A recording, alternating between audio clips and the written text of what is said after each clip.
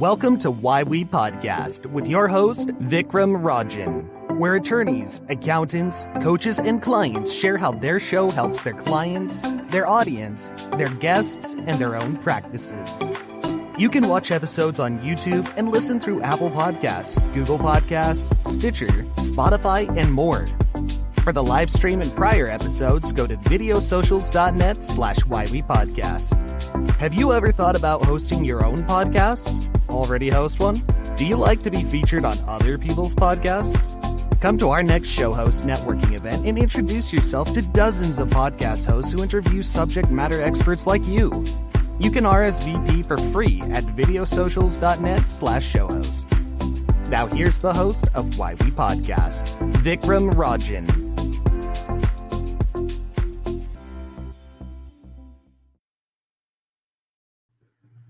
Hello, everybody. My name is Vik. I am the host of Why We Podcast. I am looking forward to chatting with our guest, Mike Montague.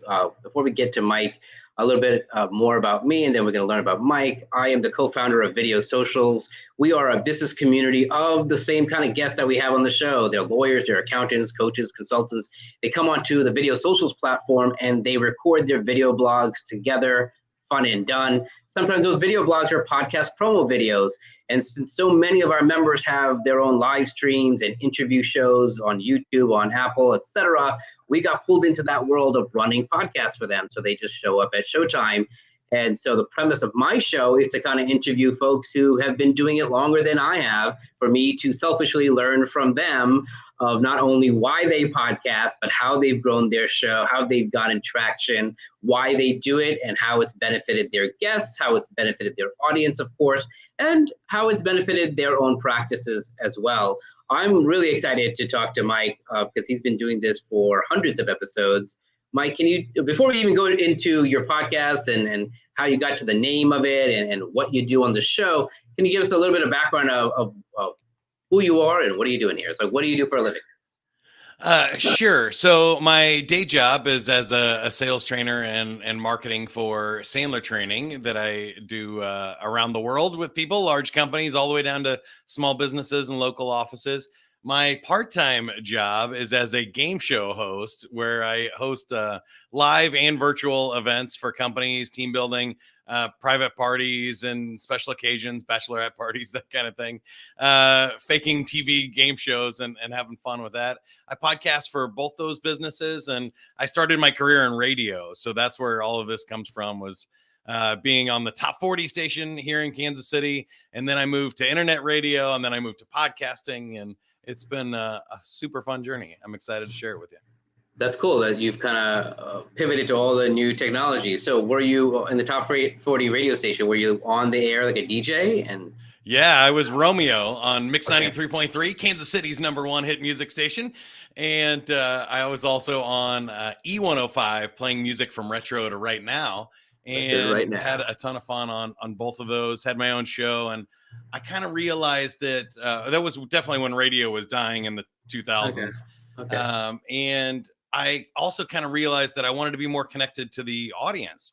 That radio is odd because you kind of don't even see the guests. They're on the phone line. You don't hear anybody laugh. And so I really kind of love the live performance more than anything. But I found podcasting to be my outlet for creativity and the stuff that I want to do to help promote the live stuff. So what was the transition like? So from radio, did you then join the Sandler family, or did you create your own practice first? Like, what was that transition like? There was a jump in between. So I had a DJ business when I was in radio. I opened for Billy Idol and Frankie Valli. And if you want a really good story, ask me about the Billy Idol one later. But so I started an internet radio station when I left radio to kind of promote the DJ business. And it did really well. It got up to 30,000 listeners per month. And the streams got so expensive for the music rights that I had to really decide whether it was worth it or not. So I ended up selling that one off when I got married. And I was like, I don't really want to be out in bars and clubs till 1 o'clock in the morning anymore. And also I found that my dad, who is a Sandler trainer, was making considerably more money for doing less fun speaking engagements, basically.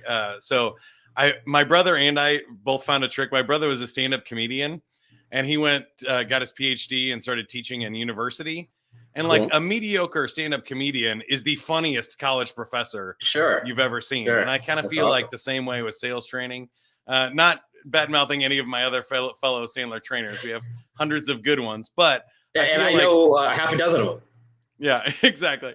But I feel like a mediocre radio DJ is a pretty entertaining sales podcaster. Sure. Yeah, right? Sure. So, and sales trainer, right? So yeah. But so by switching ponds, I kind of got myself into a smaller pond where I could have a better niche, and also a lot more money doing corporate training. So now I've done gigs for Uber and Facebook and Thermo Fisher Scientific, Google, Qualcomm, the San Francisco 49ers, and those events pay a lot better than a local wedding or a bar that's once trivia happy hour or something. Yeah. So talk to me then. Let's go further into the transition, right? So then, so because of your father, that's cool. You started understanding what the Sandler system is all about. The Sandler submarine. I don't think they use that anymore, but I remember seeing that poster and the cookbook and all this stuff. So my sales training inadvertently happened because of President's Club and Mr. Richard Isaac out in Hauppauge, Long Island. That's how I started my career, is kind of learning through him, and because of the Sandler system and his process that he came to me with Sandler. So when did you join Sandler? When did you decide to start your podcast? Obviously, you have this from terrestrial to pre-podcast days of internet streaming radio. And then talk to us about that transition. Yeah. So when I left radio, I was about 27, and there was 3 years where I worked for an advertising agency doing internet marketing and building websites. I've also built over 200 websites in my career and blogged and done a lot of things. So I was doing the internet radio station and building websites there as kind of the transition period. And I always thought, like, I knew my dad bought the Sandler training location here in Kansas City when I was a junior in high school. And I started taking the foundations and learning about the submarine and all the good stuff when I was in high school. But I didn't feel like at like 25, I could go into a CEO's office and be like, here's what you should do with your sales team. Right. So instead, I was in internet marketing, and I went in and said, hey, here's what you should do with your website and social media and stuff. And they'll listen to a young buck with that kind of info because they don't know. Yeah. But with my imposter syndrome, it took me until about 30 years old where I was like, oh, you idiot. It's the same thing. You've been studying sales training and business development and marketing in a way that a local business owner hasn't been doing it. So right about 30, I made the jump to move to my dad's office and be a full-time trainer here in Kansas City, and spent 5 years there. That's also when I got married and stuff. So a lot of that, like I said, were lifestyle changes. I wanted to operate a little bit differently. So I sold the internet radio station and the DJ business. And I was looking for a book on LinkedIn, how to use LinkedIn to sell more, not to be a marketer. There's plenty of stuff on marketing, like join all the groups, add all the connections, send out messages, and hopefully somebody buys from you someday. Right. And I was like, well, that's great, but like individual salespeople can't do that. That's a good company marketing practice, but individuals or people you talk to on this one, lawyers, attorneys, architects, they don't really have time for that. And people aren't really going to be that jazzed. Like I worked with a garage door company. There's only like 5 sexy garage door stories you can tell, and then you're out of social media. That was 4 more than I thought there would be. So exactly. You forget about the disasters. So, garage door security, people breaking in or it falling on you and crushing your children and stuff.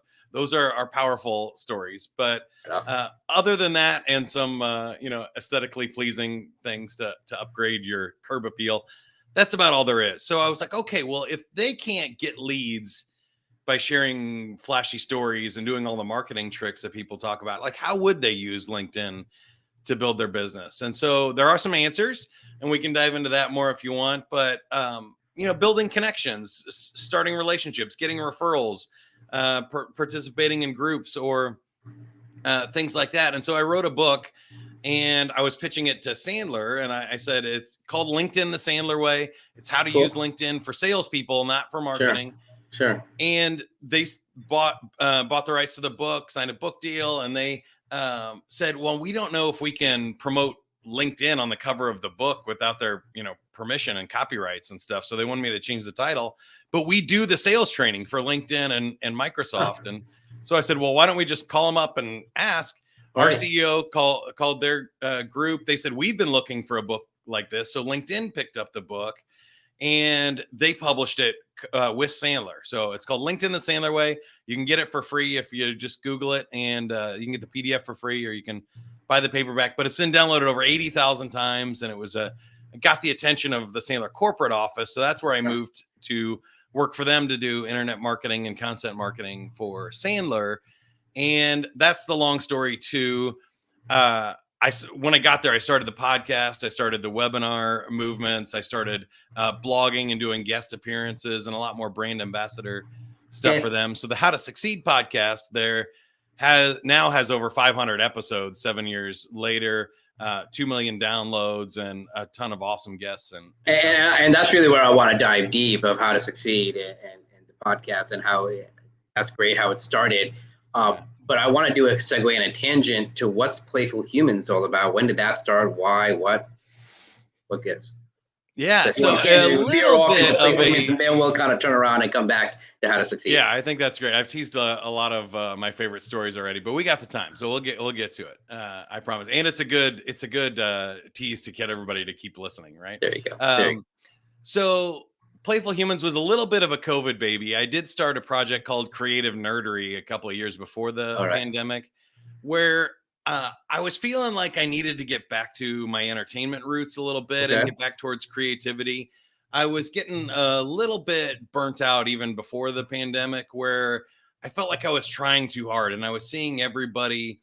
And this again is like no knock on Sandler, who I worked for, the people I work with and what we do, but we teach high performers and people that are driven, and it's sort of that self-help industry that sometimes can be a little toxic if you get wrapped up in it. I'm listening to Tim Ferriss every day. I'm reading dozens of books every year, like Essentialism by Greg McKeown and The Power of Habit by Charles Duhigg. And I'm listening to Joe Rogan and stuff and trying to be like fit. And it was just like, I think I'm freaking myself out.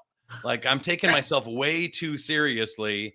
And I need to just get back to who am I? When I've had the most success in my career is when I've been playful, when I've been authentically myself, when I've engaged other people presently, and I wasn't trying to optimize stuff. I wasn't trying to, leverage it and influence it for other things. Like when I was really just there for the good time and who I am and connecting with other people for who they are, that's when I've had success. So that got me into a little bit of a hole, and I started reading books and researching the power of play.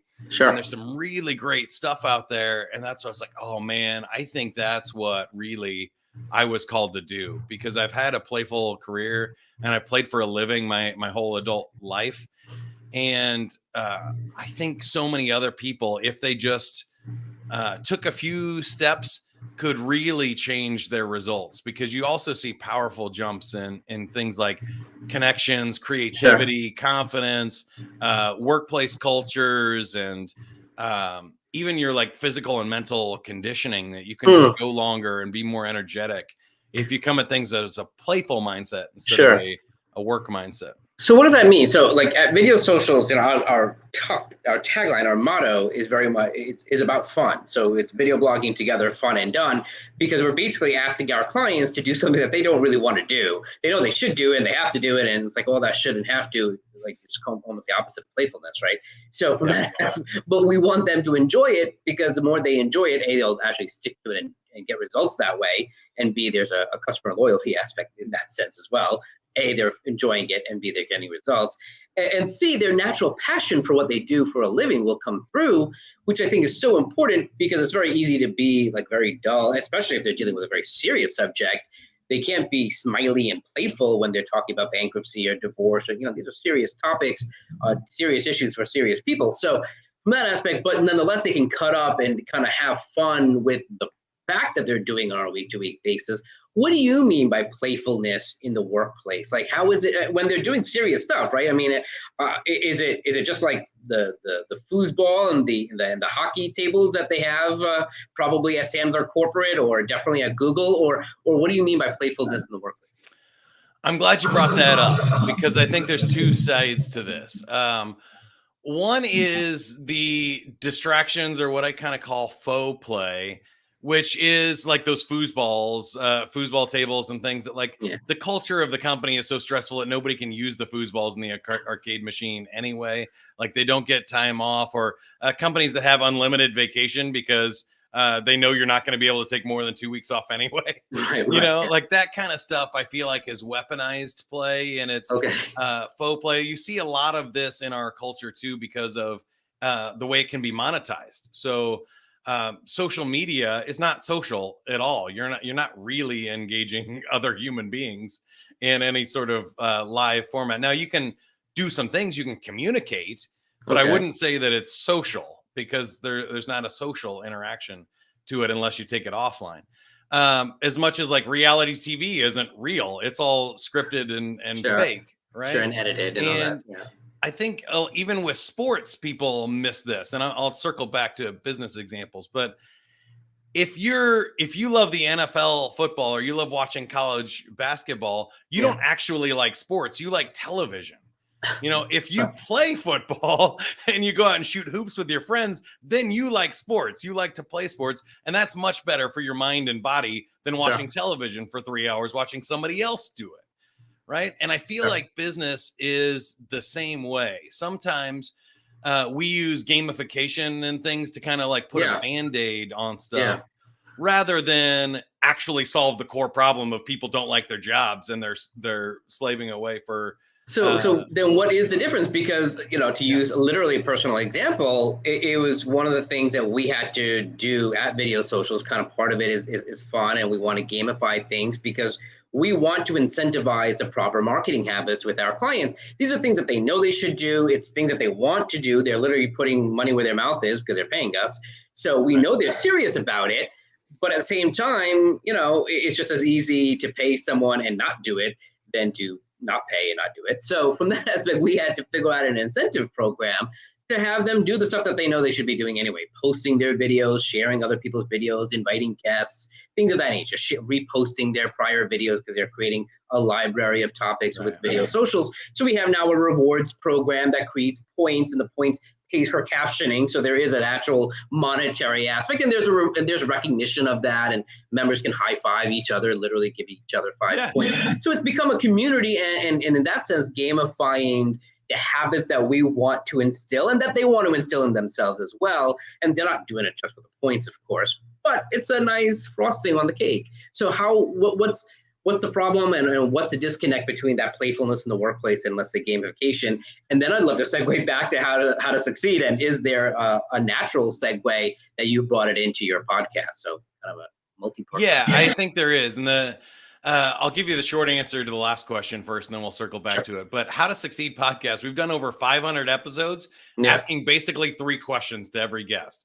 The Sandler success triangles are attitude, behavior, and technique. I remember. So you have to approach things with the right attitude. If you don't do that, then whatever you're doing feels fake, right? If you don't believe it's going to work, if you're not excited about it, if you're not genuinely trying to help your customers, then you're just taking their money. That's not cool. Right. And then behavior is the same thing too, which is what you're talking about. To me, kind of the second level of gamification or playing for a living or the success triangles is you have to take actions on a regular basis. You have to, there's no like shortcut to success. There's no magic bullet. We have to do the right things at the right time over and over. Follow the cookbook.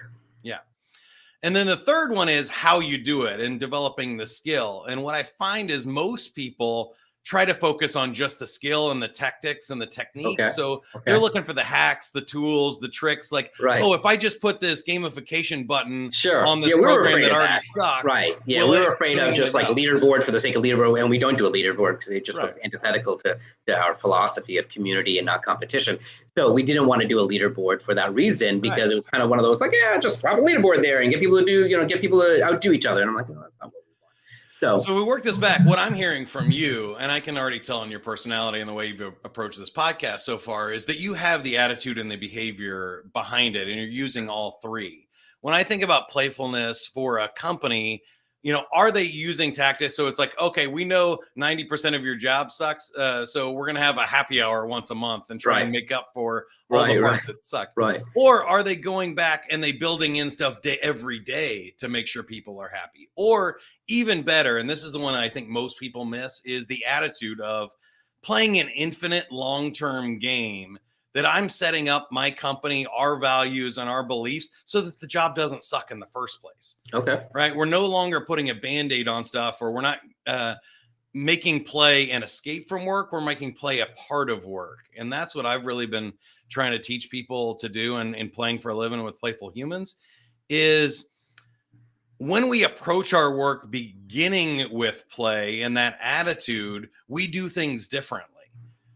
We're not trying to push so hard. We're not trying to be like micromanagers, right? And tell people what to do. When you play, I was lucky enough to have a really great childhood. And so I understand that not everybody was, but maybe you had a moment in your life where you were really playing at recess at school or something. And, if one team's winning too big, you reshuffle the teams or something, right? Or when was a time in your life that you put in a whole lot of effort and work into something play? Like I can think my brother and friends and I would build elaborate tree houses and forts, and we would work for days or weeks sometimes in the summer putting together makeshift soccer goals or creating a baseball layout in the backyard that worked, or I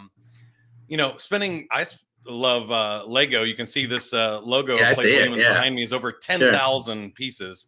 That's a lot of work for something that I did for fun. So a lot of people think work and play are opposites. They're not. The opposite of work is like sloth that's laying around watching Netflix, not doing anything. Play is the fun uncle of work. And it's actually when we do our best work, because every mammal on the planet was built and born to play. We all speak ball. If you give a seal a ball, if you give a giraffe a ball, if you give a whale a ball, if you give a human or a dog or a cat, they will all play with a ball. Because we like this randomness, this little bit of chaos and surprise and intrigue, and we like experimenting with things. And I think when you take that attitude towards your work, a lot of good things happen.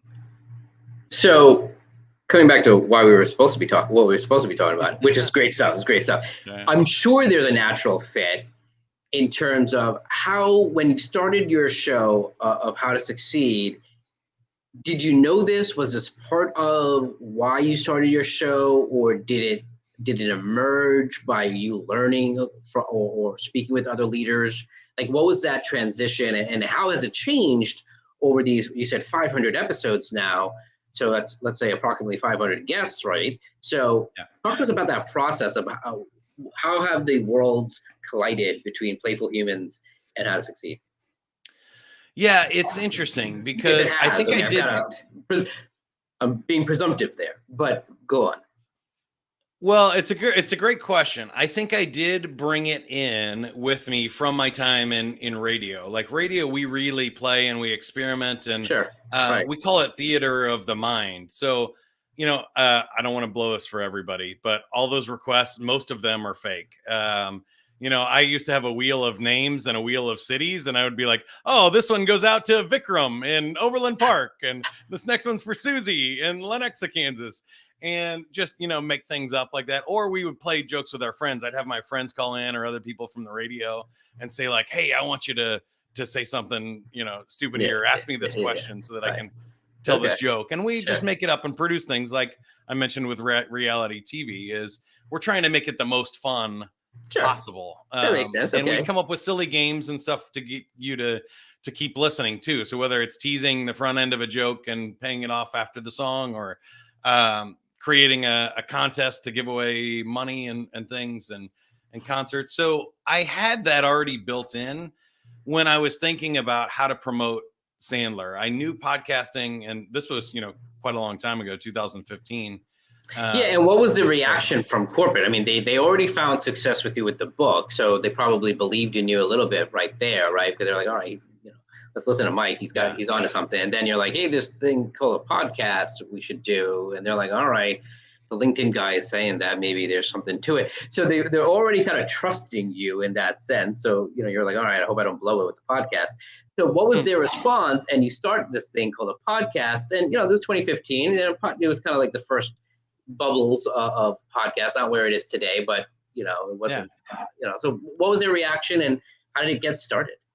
Well, they were definitely for it. I think that we are really a content company. So we create sales training programs and content. So we knew, and our owner had actually started a private broadcast that was a weekly or monthly sort of podcast that was promoted only inside of the original guy, David, or who was the owner that had a private broadcast? Was it David? David Mattson. David Mattson did like a radio show that was like a 45-minute radio show broken up into 15-minute segments that he was doing, I think from like 2010. And so they had started taking these audios and putting them, the recordings, into a learning management system so that our clients could access it and our trainers could access it and do that. And I was like, hey, this is great, but it'd be really awesome for marketing is if we put this out on iTunes and Google Podcasts, and we made it an official podcast. And it was also the same time, I think, where there was a cool opportunity for me in my background to take that over. So the CEO has still done maybe a third of the episodes.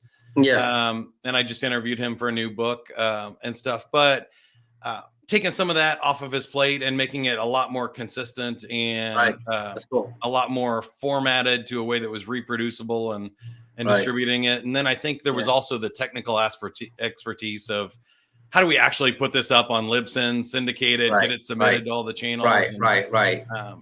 And did you bring somebody else in, or you're tech enough to kind of figure it out? And back then you kind of figured it out for them. Yeah, I had already kind of done that with the internet radio station. That's cool. I just did it myself on the first one. That's fantastic. Now I have other people editing the show and stuff now that we've gotten so far along. 500 episodes in. Yeah. That's great. But I will say that one, I really started with the focus of like content marketing and a business one. Yeah. So I knew that I wanted to have focus in that sense. Yeah. From radio, I knew that if you're going to do a show every day for a year, you have to have some sort of format. You can't just wing it every single time. So I came up with those attitude, behavior, and technique questions. Sure. And I realized I wanted a guest most of the time. I occasionally will do like an audio blog, or Dave Mattson will, but for the most part, they're all interviews. And then that way I'm not bringing it. And then a way to get guests. So we have, as you mentioned, like 6 of them, but we have over 400 trainers around the world. And so I can tap into them for guests for days, and they all have individual background stories, and circles of influence, and it's their franchise, right? So it's their business, so they want to get their name out there for not only Sandler's purpose but their own. So they want to share their episode, right? So it becomes a nice. Then there's lots of other sales and leadership thought leaders. So I've interviewed like Bob Berg, the author of Go Giver. Sure, the Go Giver, Nice Tom Ziglar, Zig Ziglar, sure, of course. Exactly. Ziglar now, and that's its own world, right? And from what I hear, Ziglar and Sandler do a lot together nowadays, right? Yeah, that's what I'm. We partnered a few years ago. And I know one of the Ziglar trainers, and he was telling me about that, so that's kind of cool. It's been a really great thing, and I think the show gives us a lot of. We also have a ton of clients. So, like I mentioned, I've had the VP of ZipRecruiter on because we did the sales training for them, and large clients that are really cool guests and stories as well. People in sales want to know, how do you become VP of somebody like ZipRecruiter? How does ZipRecruiter find salespeople? And stuff, right? That's pretty interesting. So that one has kind of evolved. And then out of that, I realized it was like, okay, at a certain point, that format was a little bit too structured. And I was like, I need to bring some more fun into it. And I need to bring more of my personality and structure. So I was in the early episodes, and nobody'd probably even notice, but I was really trying to let the guests share their expertise. And I would kind of just ask the questions, and I didn't want to steal their thunder. And as I got better at it, I realized that like, I need to bring my perspective to my personality. I can make jokes. We did an episode where we did role play roulette. And so we gave you a sales training scenario, and then we had to do it as a character. Like, all right. You know, how would Sean Connery deliver a 30-second commercial at a networking event or something? All right. So someone's got to come up with their, you know, pretend to be Sean Connery. And that's not very good. I do a better. Yeah, it's okay. It's better than mine. I'm not even going to try. So we started having fun with it, and I would get more reactions on those episodes, right? And you naturally realize people are like, oh, that was funny. Do you remember like how far into it, around what year or what episode was it where you kind of really brought your playfulness into it, maybe even before Playful Humans was kind of coined as your thing? Do you remember? It was probably before Playful Humans. Yeah, I can imagine. Because that was about the end of 2020, and I officially started Playful Humans at January 2021.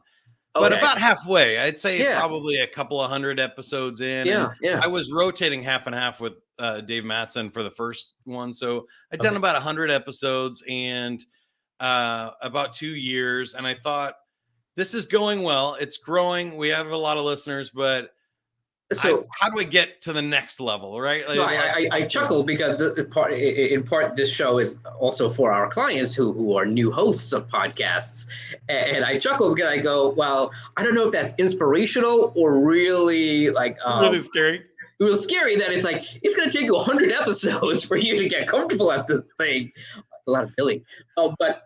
You know, it sounds really depressing that it takes 100 episodes to get comfortable and to be playful or to be yourself. Not everyone's playful, but to be yourself naturally. So I don't know if that's true. Well, I say that about sales training too. If it takes you 100 sales calls to get good and figure out what it takes for people to buy from you, that sounds like a lot if you do 2 sales calls a year. Sure, but you can do 100 episodes in 4 months if you do one every day.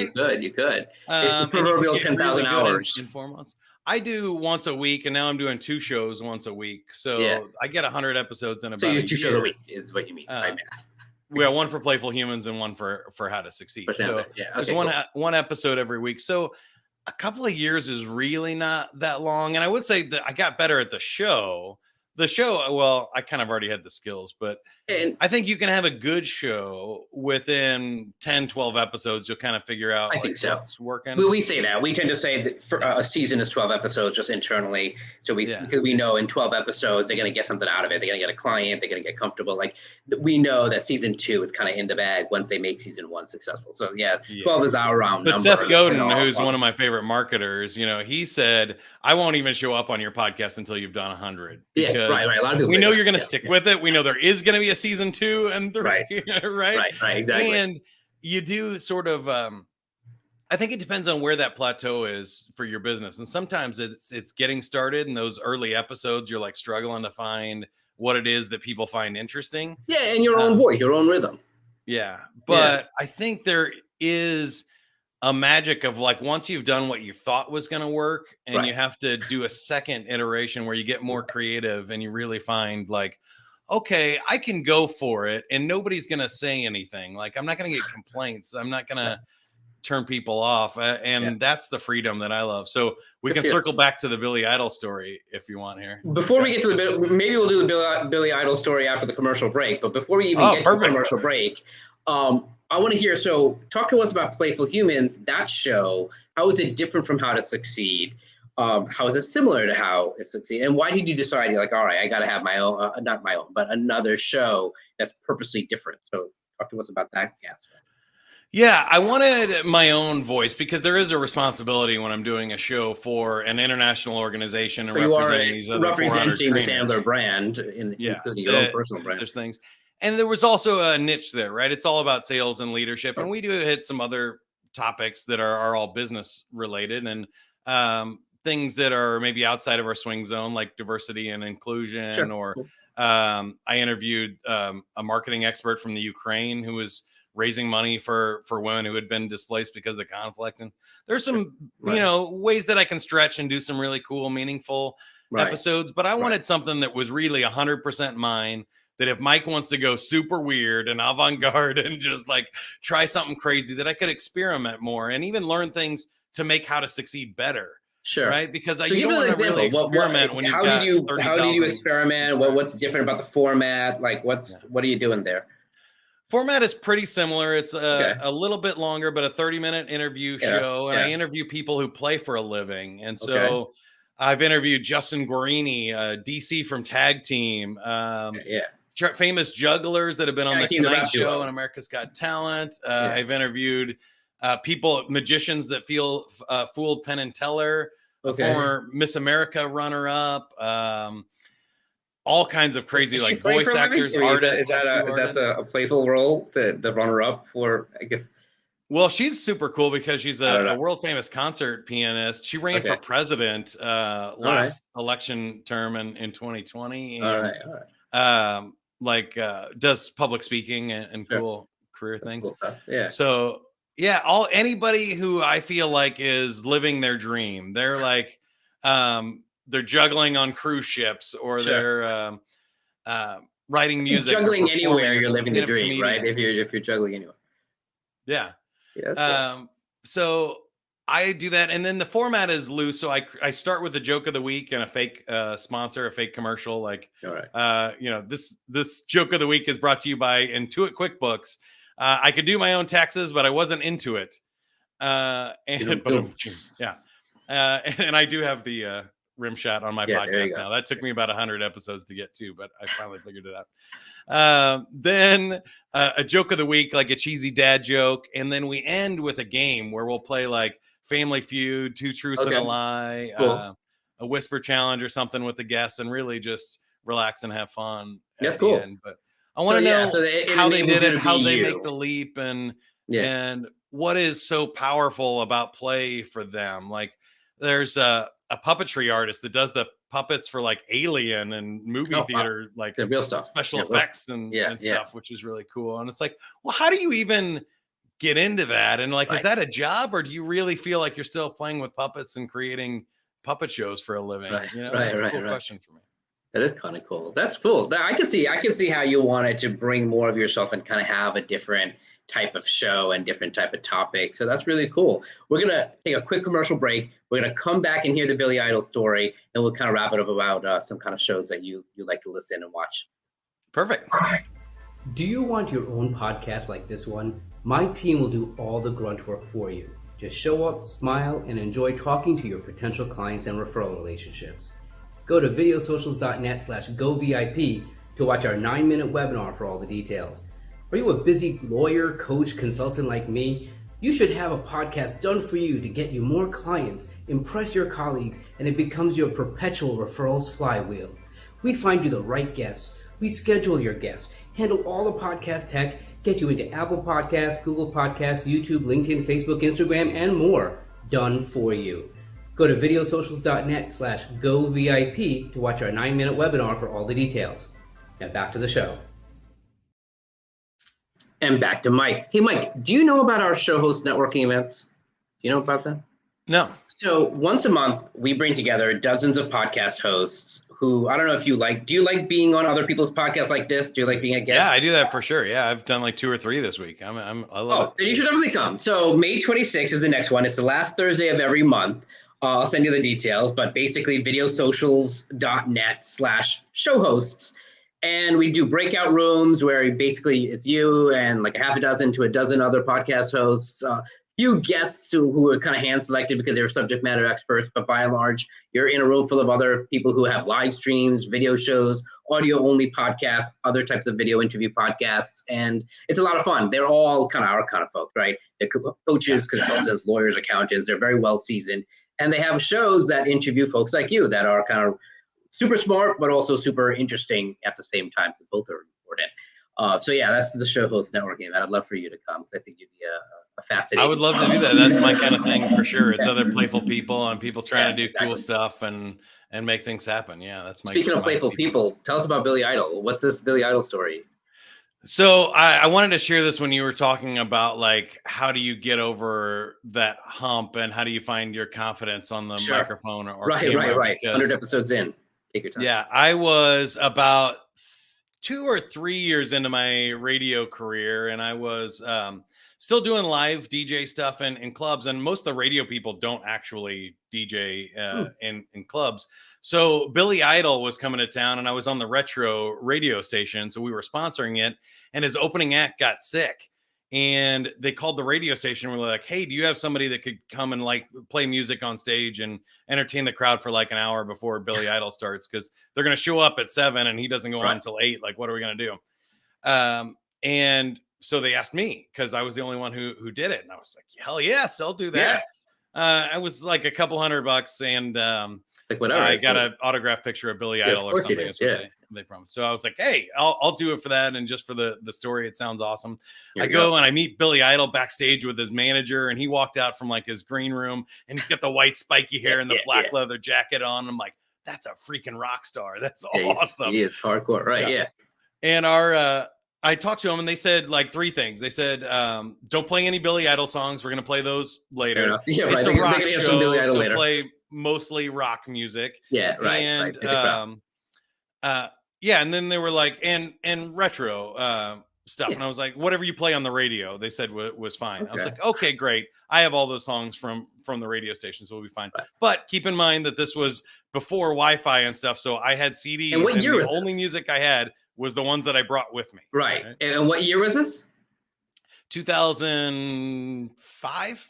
Okay, 2005, and retro was basically his like the era of Billy Idol, right? Early 80s, that kind of thing, right? Is that what it is? Right. Yeah. And the crowd here is all like 30, 40-year-old soccer moms. So I'm like, I got this. These are my people.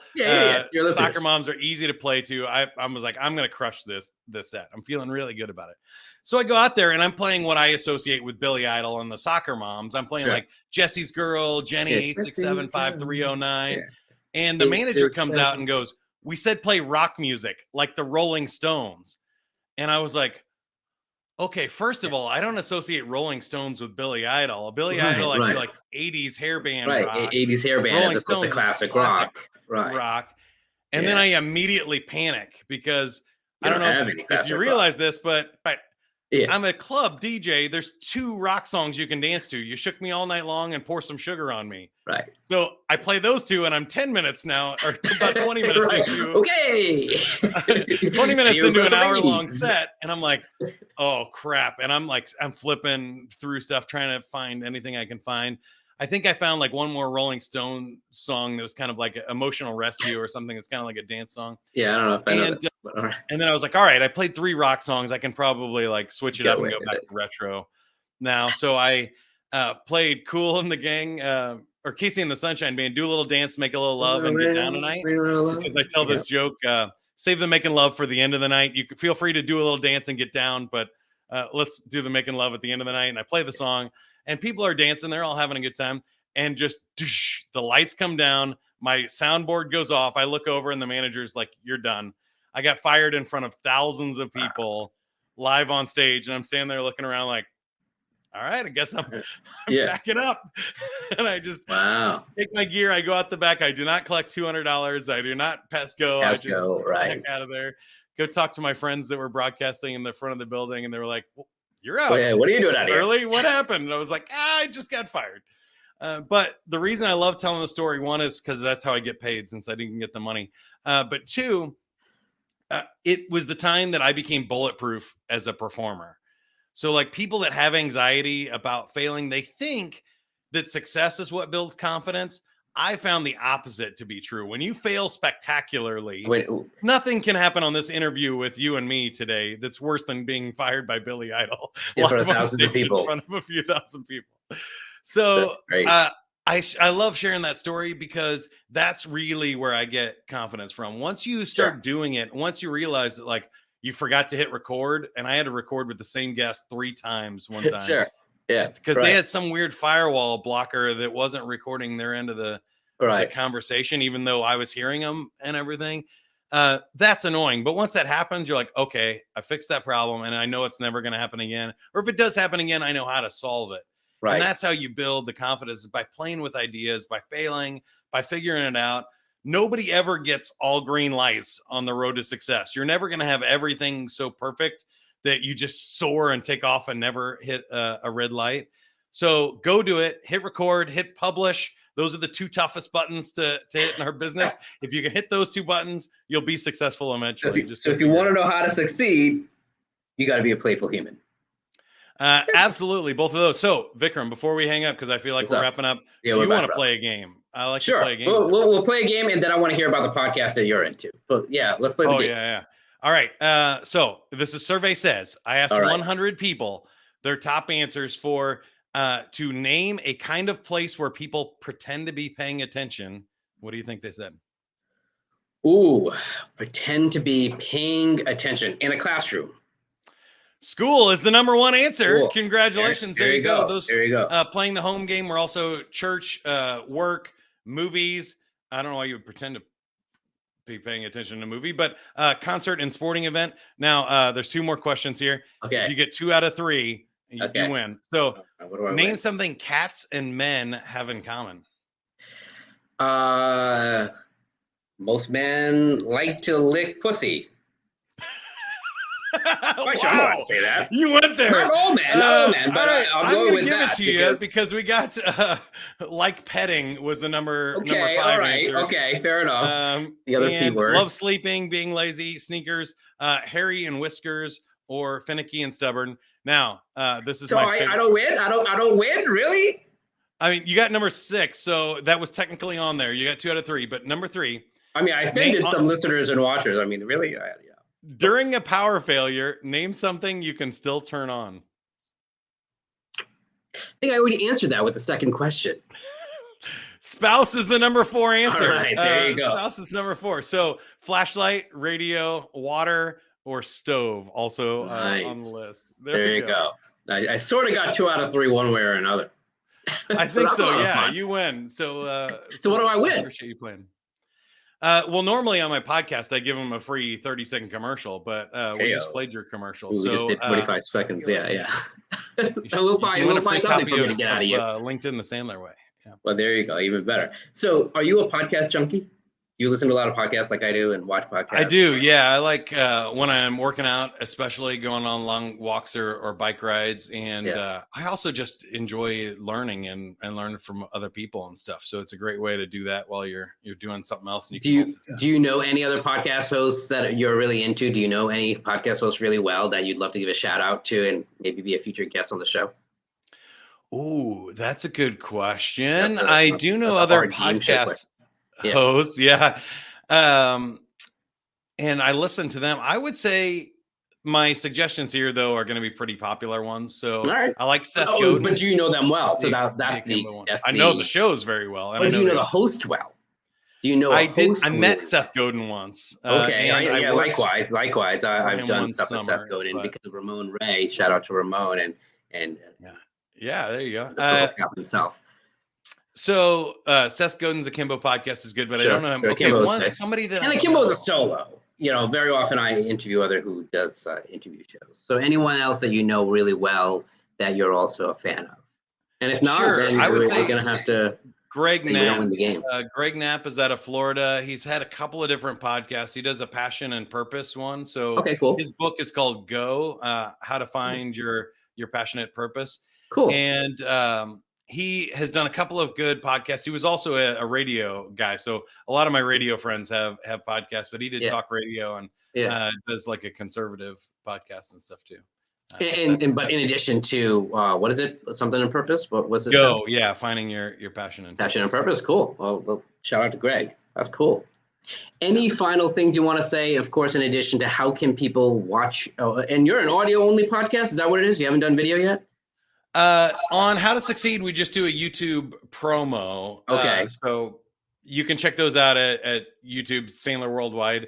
Cool. How to Succeed podcast, anywhere you listen to podcasts, subscribe to that one. Playful Humans, we both do the whole show on YouTube, Playful Humans, and then the audio as well. And that's been super fun. playfulhumans.com. There's a quiz there, which is really fun. It's sort of like a BuzzFeed style quiz of which playful personality are you. So some people are athletes, some people are puzzle solvers and gamers, some people are artists and creators, other people are like party hosts and event people. So there's a cool quiz there, playfulhumans.com/quiz. Is that the easiest way for people to get a hold of you as well? Can they contact you through your site, or is there any other contact info you want to give out? Yeah, all the stuff is on there, but I would say LinkedIn is my preferred platform. So if you search Mike Montague on LinkedIn and look for the bald guy, you'll find me. It comes that makes sense that you'd be on LinkedIn, considering you wrote the book on it.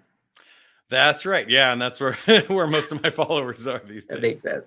Hey, Mike, this was tremendous. I know we took a lot more time than we were expecting, but this was really fun and playful as I expected it to be. So thank you, Mike. That's awesome. Thank you. All right. We'll talk to you next. Bye-bye.